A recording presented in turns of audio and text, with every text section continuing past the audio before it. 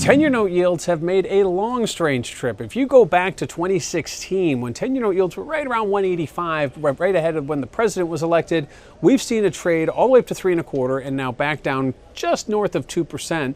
And that is kind of where we stand. Yeah, we saw a modest uptick recently, but essentially the market is looking to retrace that presidential election move.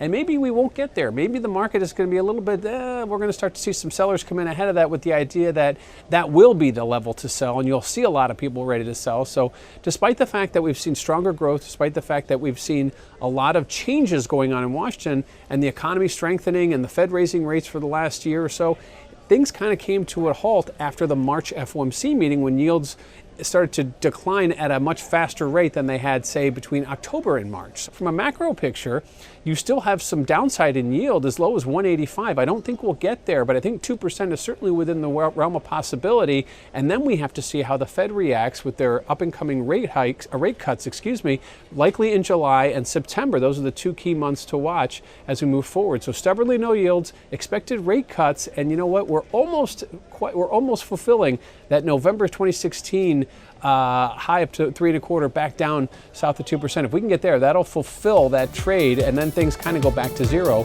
and we'll have to wait and see where the Fed is at that point.